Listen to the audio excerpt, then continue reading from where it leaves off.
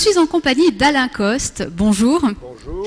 Alors, vous êtes directeur scientifique de Mapping Consulting et président du conseil scientifique d'ICS. Donc là, nous sommes en direct du salon ICS à Toulouse. Et vous, donc, vous avez constitué un conseil scientifique d'une douzaine de membres en provenance des milieux académiques et industriels, tous reconnus au niveau international. Alors, quels sont les critères que le conseil scientifique a utilisés pour arriver et aboutir aux 5 domaines qui ont été retenus? Est-ce que, du coup, vous pouvez nous les citer brièvement et nous indiquer quels sont les liens et les objectifs d'ICS? Alors, très simplement, un critère presque unique, je dirais. Essayer de développer, de réfléchir à ce que sont les grands défis scientifiques, technologiques, économiques et sociétaux du XXIe siècle. Ça a été la base, le socle de nos réflexions, et ce qui nous a conduit, je dirais, à retenir 5 thématiques qui sont dans les thématiques reconnues au niveau international: les usines du futur pour les aspects de production, les technologies clés génériques qui sont, je dirais, le socle du programme de la Commission européenne. Ensuite, les biotechnologies pour les domaines de la santé en particulier, les smart cities ou les villes intelligentes, sachant que dans quelques années, la quasi-totalité de la population vivra dans des mégapoles. Et enfin, dernier sujet et non le moindre, l'Internet du futur, les objets interconnectés. Vous savez que demain, vous porterez facilement une dizaine d'objets qui seront connectés à d'autres objets, et donc ce qui vous permettra, je dirais, d'être dans ce monde-là. Et voyez que derrière tout ça, on retrouve les usages qui nous paraissent tout à fait importants, donc ces usages qui s'imposent aux technologies, mais également les grands marchés de demain. Donc vous voyez que quelque part, par ces 5 tables rondes que le Conseil scientifique a retenues, nous sommes au cœur même d'ICS, qui consiste à dire qu'il faut mixer les usages et les technologies, qu'il faut mixer les usages, les technologies et les marchés, et finalement permettre aux uns et aux autres, que ce soit des responsables de PME, des responsables de grands groupes, des responsables de laboratoires, de réfléchir à leur stratégie, à leur prospective. Et nous pensons qu'ICS sera un grand moment, puisqu'en fait, il s'agit d'un salon transversal. Vous avez, comme vous le savez, des salons silos finalement. Le salon de l'automobile, où les gens de l'automobile rencontrent des gens de l'automobile. Le salon de l'aéronautique et de l'espace, où les gens de l'aéronautique et de l'espace rencontrent les gens de l'aéronautique et de l'espace. Ici, on souhaite que les gens de l'aéronautique rencontrent des gens de l'agriculture, que les gens de l'agriculture rencontrent des gens de la santé, parce que quelque part, les concepts, les outils, les produits, les services qu'ils font sont utilisables chez les autres, d'où cette idée de salon très transversal au niveau des technologies et des usages. Donc vraiment le maître mot, la transversalité, l'innovation.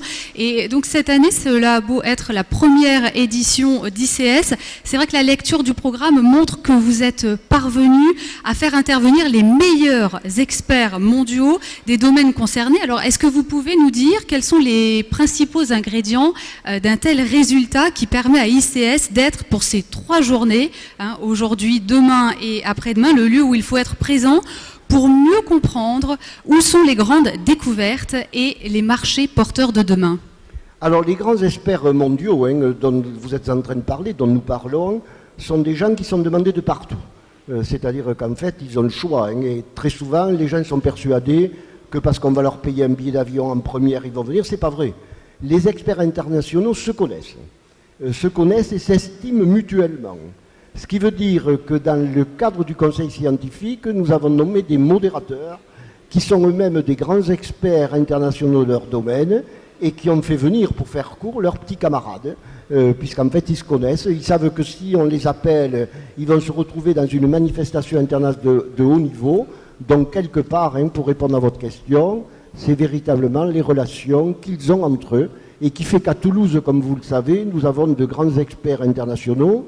Nous sommes quand même, au niveau de Midi-Pyrénées, la région qui dépense, je dirais, le plus de % de son PIB pour la recherche et le développement, dont ces spécialistes, nous les avons sur place.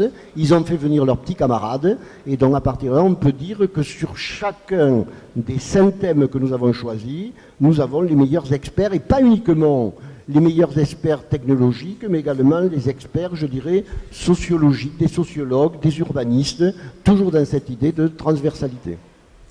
Et alors, en prenant l'exemple concret d'une de ces 5 demi-journées, pouvez-vous nous en indiquer le déroulement, les objectifs attendus et en quoi elle sera un service important auprès des entreprises et plus particulièrement des PME, PMI et des startups? Alors, comme vous avez pu le noter, chaque demi-journée est organisée en 2 temps. Un premier temps qui est un conférencier invité et un deuxième temps qui est une table ronde. Dans le but, je dirais, du conférencier invité, c'est de nous décrire la thématique d'un point de vue général, c'est-à-dire finalement d'un point de vue technologique, scientifique, économique et sociétal. C'est-à-dire, dans un mot, une vision transversale de la ville du futur. Comment doit être la ville du futur pour qu'on s'y trouve bien, qu'elle soit éco-responsable, que la mobilité soit facilitée, qu'on consomme moins d'énergie. Donc je dirais que ça, c'est la vision transversale de la ville du futur. Et durant la table ronde, chacun va amener, je dirais, son côté vertical, c'est-à-dire l'un va amener les technologiques, les génériques, l'autre va amener le côté sociologique, l'autre va amener le côté urbanistique. Donc vous voyez tout de suite que l'organisation que nous avons est horizontale au départ et verticale à l'arrivée. En gros, on a fait le grand râteau des Smart Cities qui vont permettre à tout un chacun de comprendre ce qui s'y passe, ce qui va s'y passer, et qui va permettre aux PME, PMI en particulier, aux startups, de voir comment demain sera fait, et de telle manière qu'à partir de là, ils cherchent des services, des produits qui répondent à ces marchés de demain. Et alors, en quoi ces conférences et ces tables rondes sont-elles complémentaires de l'exposition? Ce sont des rendez-vous B2B? Alors, c'est tout à fait complémentaire, je m'explique, c'est-à-dire au niveau, je dirais, des conférences et des tables rondes, on va essayer d'expliquer, d'analyser ce que vont être les grands marchés demain dans les domaines couverts, mais je dirais que ça, c'est de l'oralité, et quelque part, je dirais, dans l'exposition, nous allons avoir du concret, nous allons avoir la présentation de produits, nous allons avoir la présentation de services, et voyez tout de suite qu'en interconnectant les deux, ça va me permettre d'une part de préparer l'avenir, mais également de regarder quels sont les marchés d'aujourd'hui et de demain. N'oublions jamais que quelque part, le financement est fondamental, et c'est pour ça d'ailleurs qu'autour, je dirais, de ce qu'on a dit, il y a, je dirais, les grands financeurs qui sont là, et donc en fait, nous couvrons à ICS toute la chaîne de l'innovation, qu'elle soit technologique, qu'elle soit sociétale et qu'elle soit des marchés. Et alors, pour terminer en quelques mots, pouvez-vous nous dire en quoi ICS est un événement qui compte et qui comptera dans les liens entre besoins, usages, innovation et marché? Alors ICS, je dirais, est en avance sur son temps, quelque part, pour 3 raisons principales. D'abord, jusqu'à aujourd'hui, les technologies s'imposaient aux usages. Demain, les usages vont s'imposer aux technologies. Premier point. Donc il est en avance sur son temps de ce côté-là. Deuxième point, c'est qu'on se rend bien compte que par cet aspect de technologie générique, un capteur d'humidité qui a été conçu pour l'automobile sera utilisé demain dans l'agriculture. C'est le côté transversal d'ICS.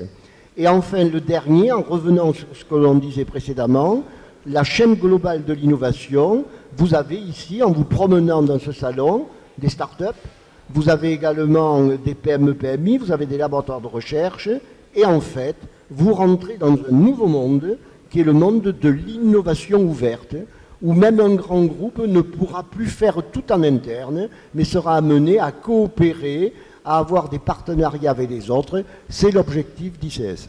L'innovation et la transversalité, les 2 maîtres mots de ce salon. Merci Alain Coste pour votre intervention. Merci et bon salon. Merci beaucoup.